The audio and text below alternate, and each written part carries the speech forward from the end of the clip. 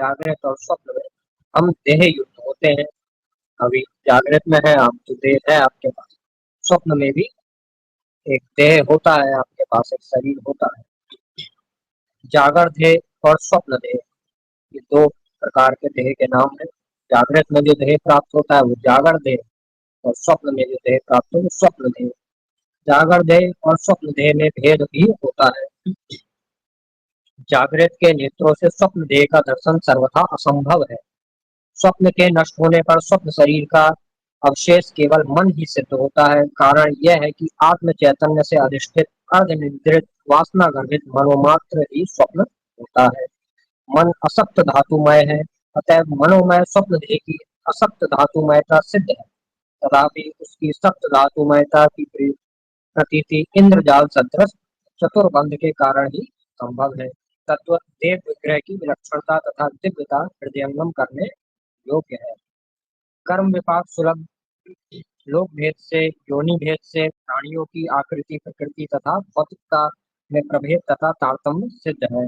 अभिप्राय यह है कि शरीरों में स्थावर तथा जंगम प्रभेद, तामस राजस सात्विक प्रभेद, पृथ्वी प्रधान जल प्रधान तेज प्रधान और वायु प्रधान प्रभेद, ऊर्ध्व मध्य अधोलोक प्रभेद कर्म विपाक सुलभ है। मर्तलोकगत उद्भिज्ज संज्ञक स्थावर, ये सब आपको समझ में आ ही रहा होगा, जो सरल बात चल रही है। मर्तलोकगत उद्भिज्ज संज्ञक स्थावर, मर्तलोक में उद्भिज्ज संज्ञक स्थावर तथा स्वेदज अंडज जरायुज संज्ञक जंगम प्राणियों में प्रभेद सर्वमान्य है। मनसेज नारद आदि के अस्तित्व में आस्था मनोराज्य के अनुशीलन से सिद्ध है। स्वयंभू ब्रह्मा के अस्तित्व में आस्था स्वप्न के अनुशीलन से सिद्ध है। ये देखिए कितना ऊंचा तथ्य यहाँ पर प्रकट किया गया है। मनसेज नारद आदि के अस्तित्व में आस्था मनोराज्य के अनुशीलन से सिद्ध है। यदि किसी को ईश्वर का, भगवान का, प्रकृति का रहस्य जानना है तो वो अपने जीवन को देखे और अपने जीवन को स्वधर्म करते हुए देखे, तभी समझ में आएगा। क्योंकि ऐसा कोई उत्तर नहीं है।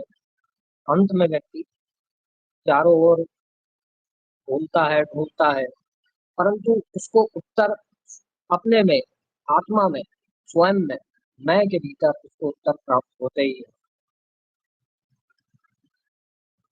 और यही अद्वैत का सिद्धांत है। अन्यथा यदि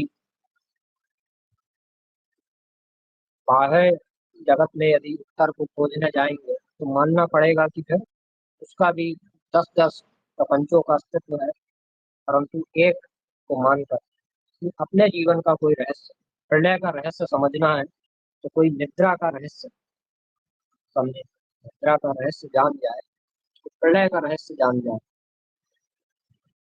एक नित्य प्रलय होती है, खंड प्रलय का श्रीमद् भागवत में वर्णन है। एक दिन हमारे नाना भी हमको बता रहे थे, श्रीमद् भागवत का अनुशीलन करते रहते हैं तो खंड प्रलय का भी वर्णन है। ये अलग लंबा विषय हो जाएगा, पुस्तक हमारे ग्रंथ से अलग जाकर, अलग नहीं परंतु विषय और लंबा अलग चला जाएगा। तो खंड प्रलय सबके जीवन में है। शयन करता है हर व्यक्ति शयन करता है और सुबह फिर वो जाग जाता है, इतने समय के लिए प्रलय की अवस्था में चला जाता है। अब इसका रहस्य समझने के लिए तो क्या करना पड़ेगा, अनुशीलन करना पड़ेगा, अपने आप समझ में आएगा। इसलिए भगवान नारायण के जो मन है, ये बात तो सब जानते ही होंगे। नारद कौन है? जो ब्रह्म ऋषि नारद है, भगवान नारायण के मन कहे जाते हैं, तो सामान्य बात सभी जानते ही हैं। उसी प्रकार से फिर भगवान नारायण कौन है ऐसे जानकर, तो यहाँ पर वाक्य क्या लिखा, मनसिज मनसिज नारद आदि के अस्तित्व में आस्था मनोराज्य के अनुशीलन से सिद्ध है। और फिर आगे लिखा, स्वयंभू ब्रह्मा के, ब्रह्मा जी के, स्वयंभू ब्रह्मा के अस्तित्व में आस्था स्वप्न के अनुशीलन से सिद्ध है। सुबह सुबह व्यक्ति उठता है, फिर वो सृष्टि करता है, होता है ना, पहले वो मानस सृष्टि करता है। जागृत से पूर्व, जब व्यक्ति शयन से उठता है तो उसका मन पहले उठता है, शरीर पहले उठता है कि मन पहले उठता है? मन पहले उठता है। तो कुछ देर तक वो लेटा रहता है, अंदर मन में कुछ कुछ उसकी खिचड़ी पकाता रहता है, फिर वो उठ भी जाता है, जागृत हो जाता है। पहले वो मनोराज्य में ये सब जो ब्रह्मा जी के आरंभ में कौन हुए? मानस पुत्र हुए ना। मानस पुत्र पहले हुए, ये सब जो थे पहले, पहले जो आरंभ में जो ऋषि हुए वो सब मानस पुत्र कहलाए। उसके बाद ये सब जो सृष्टि हुई, मैथुनी सृष्टि जिसे कहा गया, ये मैथुनी सृष्टि हुई जागृत में, मैथुनी सृष्टि गाई गई। तो इस प्रकार से लिखा यहाँ पर, स्वयंभू ब्रह्मा के अस्तित्व में आस्था स्वप्न के अनुशीलन से सिद्ध है। स्वयं संज्ञक विष्णु के विद्या विग्रह में आस्था सविकल्प समाधिगत श्री विग्रह के अनुशीलन से सिद्ध है। सविकल्प समाधिगत श्री विग्रह के अनुशीलन से सिद्ध है। भगवान समाधि की अवस्था प्राप्त हो और समाधि में भगवान के दर्शन हो। ध्रुव को, भक्त ध्रुव को गए वन में, माता के कहने पर वन में गए और 5 वर्ष की अवस्था में उन्होंने घोर तप किया। समाधि उनकी, उनको नारद जी ने ही उपदेश दिया था, उनको विधा बताई कि बेटा इस प्रकार से तप करो। तो सब विधा बताई है, ऐसा नहीं कि तप कैसे भी हो जाए। तप की भी एक विधा होती है, उसकी प्रक्रिया होती है। वो प्रक्रिया का ज्ञान हो तो उसका फल भी प्राप्त शीघ्र और जो होना चाहिए वही होता है। तो नारद जी आए और नारद जी ने बताया कि देखो, उनको प्रशिक्षण दिया, बेटा इस प्रकार से आसन की शुद्धि होती है और इस प्रकार से तपस्या की जाती है। तो आरंभ, और केवल 6 महीने, ध्रुव ने कोई बहुत वर्षों तक तपस्या नहीं की, केवल 6 महीने की तपस्या की है। केवल 6 महीने की तपस्या में भगवान प्रकट हो गए और भगवान ने वरदान दिया और फिर ध्रुव ने राज्य किया सैकड़ों वर्ष। 1 महीने तक उन्होंने कहा कि केवल अन्न पाकर रहो, एक समय अन्न पाकर। फिर दूसरा महीना केवल पत्ते पाकर रहो। तीसरा महीना केवल उनका ये सब फल फूल। इस प्रकार से उन्होंने पूरा बहुत विस्तृत वर्णन किया है कि रस पाकर रहो। फिर कहा जल पाकर रहो।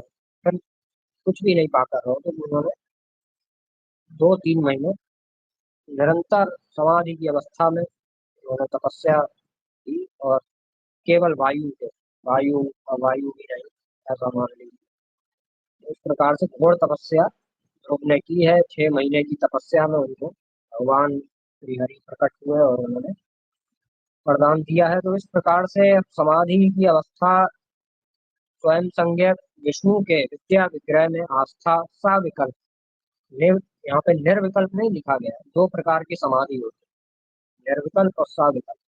तो साविकल्प समाधिगत श्री विग्रह के अनुशीलन से सिद्ध है। दिक तथा कालव्य के देह प्रभेद की सहिष्णुता तद्वत मरीचि तथा कश्यप आदि महर्षियों की धर्म पत्नियों के गर्भ से विविध स्थावर तथा जंगम प्राणियों की समुत्पत्ति की सहिष्णुता स्वप्न साक्षी तेजस और बुद्धि के योग से स्वप्न में विविध स्थावर तथा जंगम प्राणियों की निष्पत्ति के अनुशीलन से सिद्ध है। सत्व गुण के उत्कर्ष से उद्भासक को आदित्य चंद्र तथा अग्नि की देव संज्ञा है। वृक्षों में दारू विशेष की देव दारू संज्ञा है। नदियों में गंगा की देव नदी संज्ञा है। मनुष्यों में ब्राह्मणों की भूदेव संज्ञा है। ज्ञानियों में उद्धारक आचार्य की गुरुदेव संज्ञा है।